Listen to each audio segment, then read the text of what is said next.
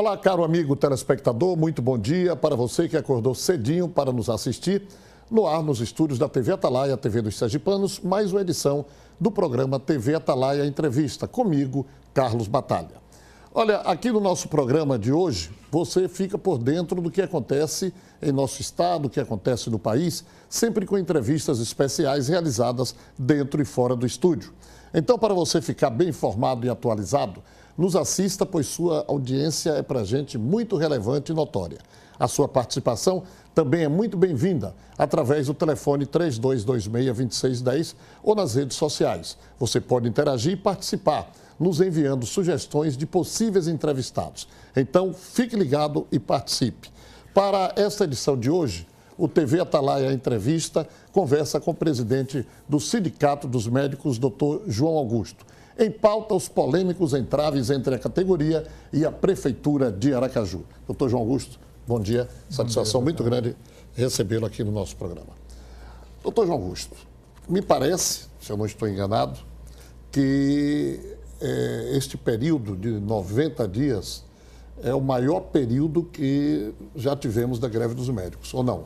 Esse é o maior período que já teve de uma greve dos médicos e é o maior período também de silêncio de uma gestão para com os seus trabalhadores, porque são exatos também, fazendo a conta exata, são 88 dias de greve que faz hoje e tem exatos 88 dias que o prefeito Edivaldo Nogueira não tem nenhum diálogo com o sindicato e com os médicos. Então, é um silêncio completo da prefeitura. O prefeito Edivaldo, mas e o secretário da Saúde ou algum outro representante, tem mantido esse contato? Então, dentro dos 88 dias, só teve uma única reunião que foi para tratar do tema do salário de dezembro, que foi no dia 28 de março.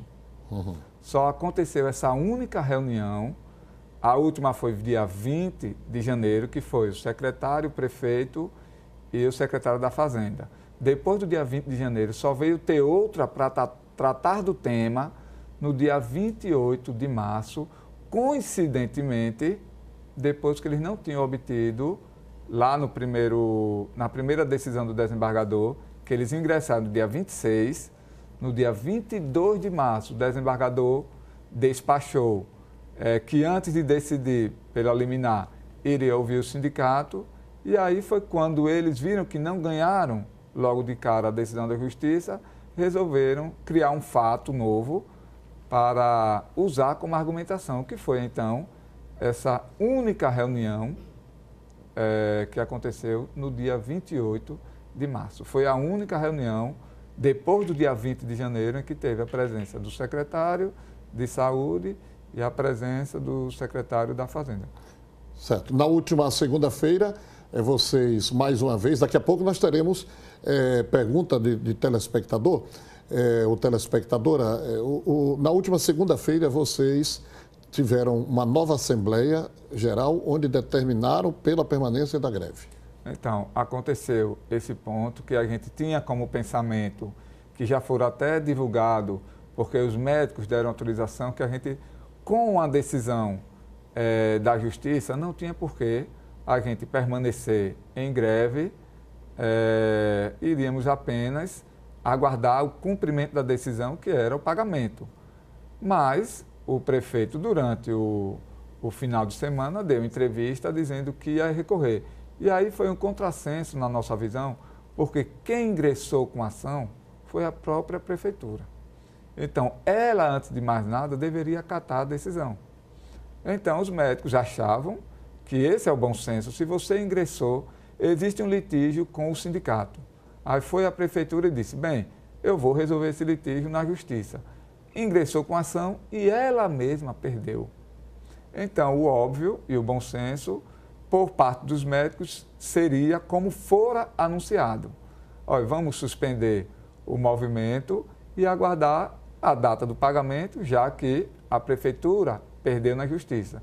Mas, no final de semana, o prefeito disse que ia recorrer dessa decisão. Por causa desta entrevista do prefeito Edivaldo Nogueira, os médicos voltaram atrás na suspensão e resolveram manter a greve para pressionar o prefeito a não recorrer dessa decisão e até mesmo também pressionar o próprio judiciário para que mantenha a mesma decisão, além de a nossa ação judicial, que também está tramitando, ela também tenha uma decisão mais célere, para que as duas decisões sirvam de aparato para pagar, porque a gente pediu na nossa ação pelo pagamento, ainda a nossa ação não foi julgada.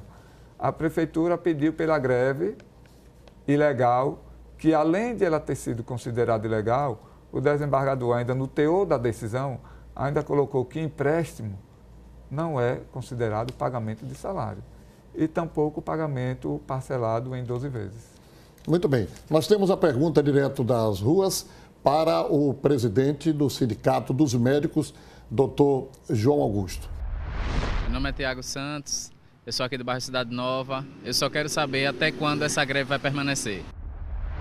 Então, temos certeza de que essa greve tão longa está prejudicando a população. Isso a gente, infelizmente, não tem dúvidas e lamentamos que isso tenha acontecido. E nunca foi o objetivo da classe médica demorar tanto.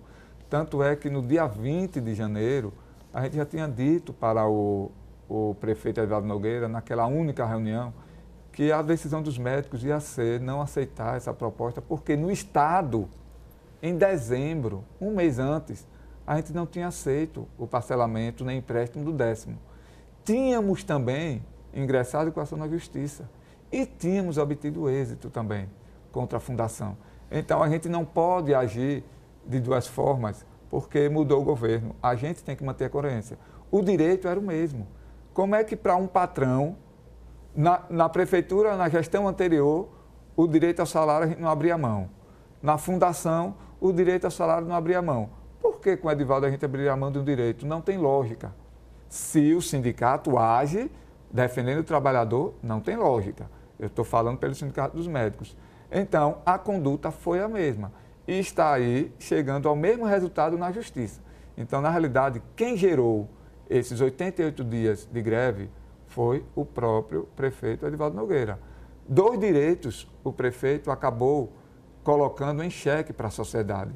O direito ao salário, que compete ao trabalhador, e o direito à saúde, que é direito da população. Então, esses 2 direitos não estão sendo cumpridos, ou melhor, estão sendo desrespeitados pela gestão atual da prefeitura.